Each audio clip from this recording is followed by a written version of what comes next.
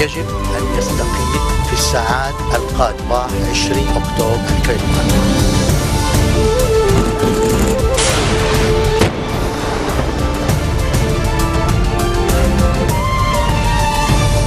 Good afternoon. You're watching the English newscast on Future Television, live in Beirut. I'm Lina Tamim, and these are today's top stories.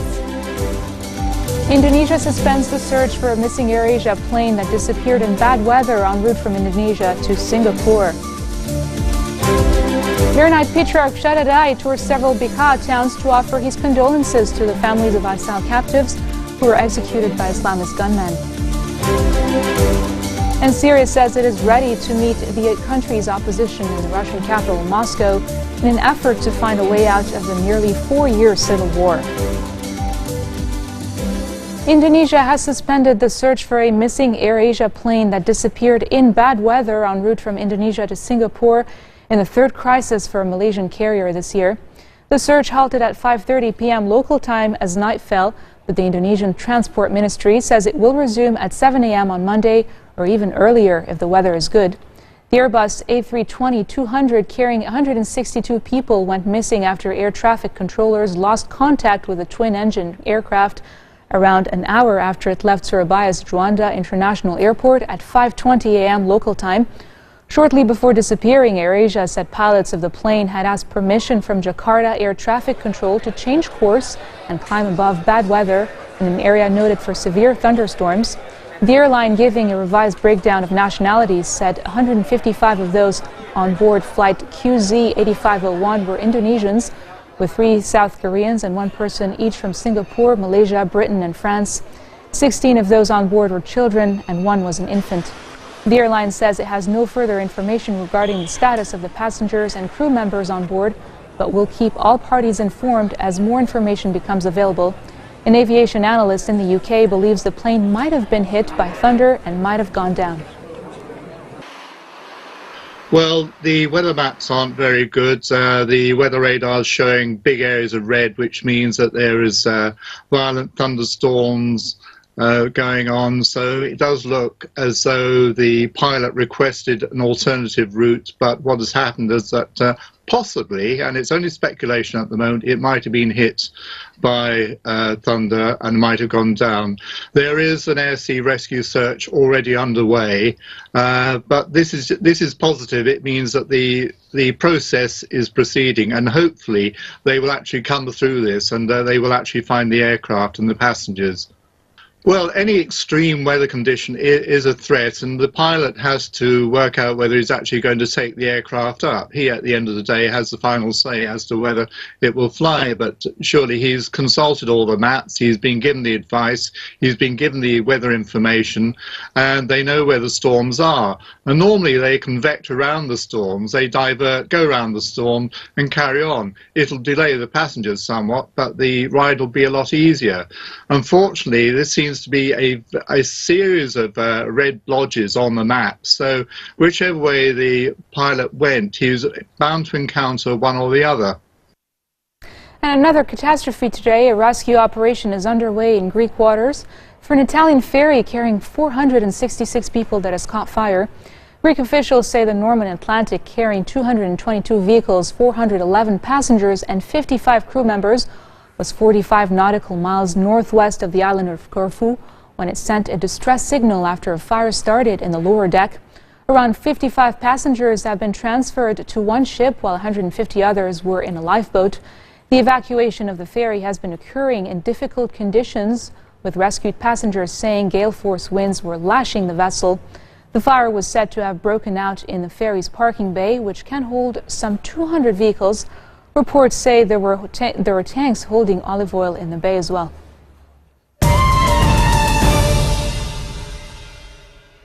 Maronite patriarch Syria has decried the failure of the state to provide safety to the Bekaa Valley residents, renewing calls for the arrest of members of the powerful Jafar clan behind the killing of a couple in the Christian town of Tidai last month. Rai pressed the Jafar clan to hand over the killers, saying that justice must precede reconciliation. Earlier in the day, the patriarch visited the families of the servicemen killed by jihadis who were keeping them captive on the outskirts of Arsal. During his visit, he declared, "We must preserve coexistence and transcend above all conspiracies and difficulties." Calling on the Bekaa residents to provide an example of civil peace and national unity, Rai urged everyone to support the state and all its institutions, especially the military institutions, who are working to protect the Lebanese. Head of the Future bloc, MP Fuad Sanyoura, has defended his party's decision to launch talks with Hezbollah, saying the alternative to dialogue was frightening. In a speech inaugurating a street in the capital named after Mohammed Shattah, a former minister who was assassinated on December the 27th of last year, Sanyoura said it was no longer acceptable for a single party to jeopardize civil peace by involving themselves in foreign or local adventures, referring to Hezbollah's role in Syria. The ceremony marking the one-year anniversary of Shattah's assassination was attended by senior officials. In his speech, Sanyoura added that Shattah remained a leading figure in diplomacy even after his death, as he taught Lebanon that dialogue was the key to achieving consensus among rival parties.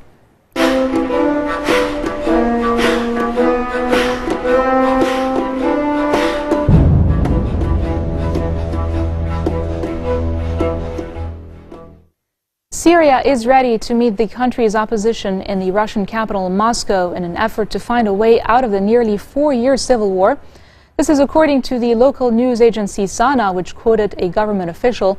But the Western-backed Syrian opposition insisted that any negotiated settlement include the formation of a transitional governing body with full executive powers, a demand rejected by President Bashar al-Assad's government.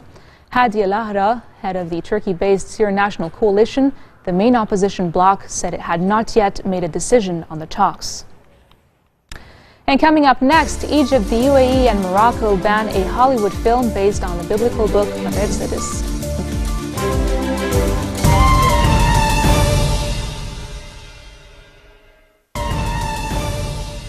Welcome back. And now for some news around the world in brief. NATO has held a ceremony in Kabul formally ending its war in Afghanistan after 13 years of conflict and gradual troop withdrawals that have left the country in the grip of worsening conflicts with armed groups.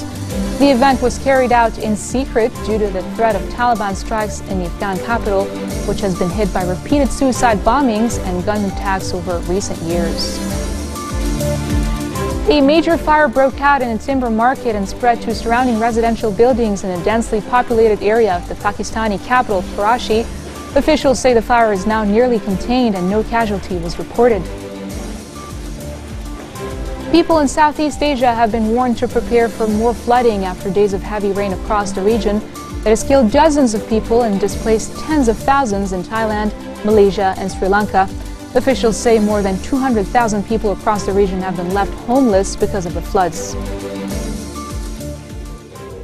While ISIS grabs headlines amid mounting fears that the extremist group, which bases its media campaign on social media, will gain ground in Lebanon, the country's most shared Facebook post in 2014 focuses on a major traditional concern, Palestine.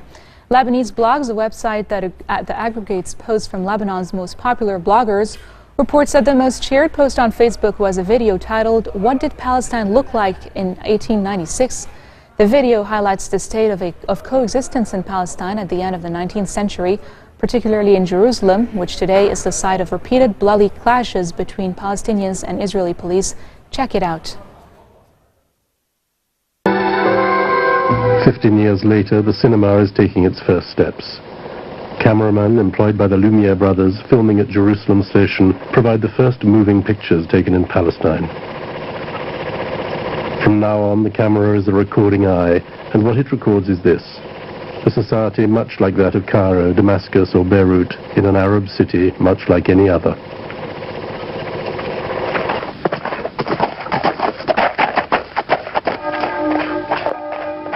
By the end of the 19th century, Palestine has 500,000 inhabitants, of whom 30,000 live in Jerusalem. A veiled woman, a Sunni Muslim, one of the majority. An Orthodox Jew. He too turns away from the camera. Here we have an Armenian Pope. Each of the Christian denominations has its church here in the Holy City. The holy places of the three religions are scattered across a few hundred square meters.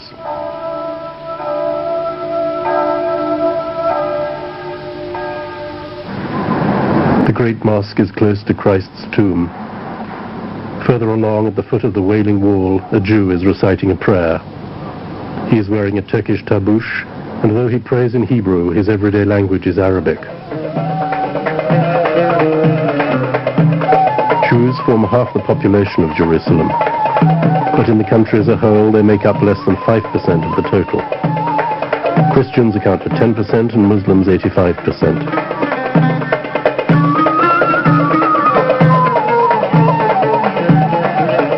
All of them are subjects of the Sultan of Constantinople.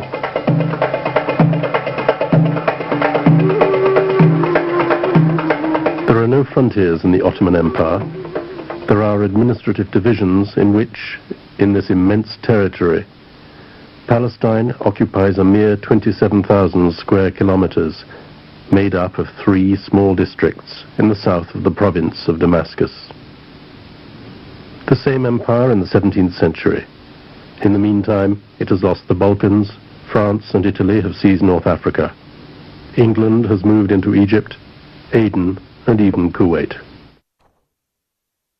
Egypt has banned a Hollywood film based on the biblical book of Exodus because of what censors described as historical inaccuracies.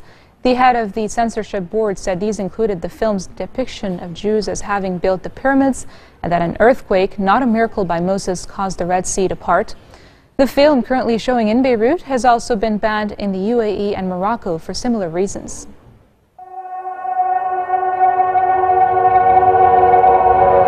You say that you didn't cause all this. You say this is not your fault.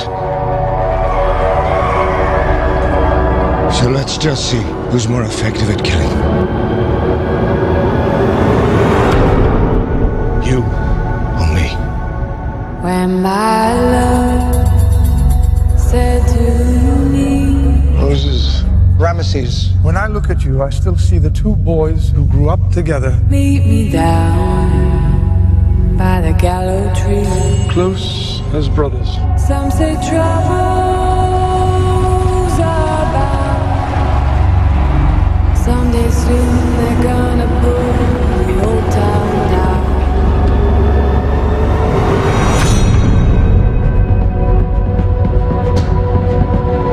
I came here to tell you that something is coming that is out of my control.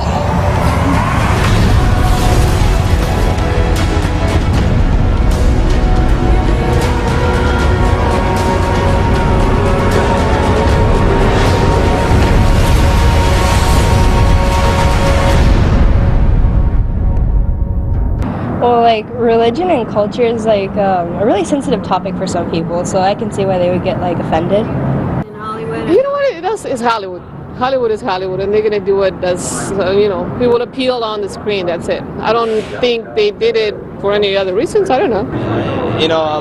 Half of my is actually from that part of the one I can understand. Culturally, I can understand why would people usually they're conservative and I mean, I think I can understand that. Well, I mean, it's for entertainment, so I guess I could see why they would ban it, but I mean, it's just for your own opinion about it. So these were a few reactions in California. This marks the end of our bulletin for today. Now for a reminder of our headlines. Indonesia suspends the search for a missing AirAsia plane that had disappeared in bad weather en route from Indonesia to Singapore. Maronite patriarch toured several Bekaa towns to offer his condolences to the families of Adsal captives who were executed by Islamist gunmen. And Syria says it is ready to meet the country's opposition in the Russian capital Moscow in an effort to find a way out of the nearly 4-year civil war. Those are your Sunday headlines from us here at Future Television. I'm Linda Tamim, and I'll see you again tomorrow for more updates. Take care.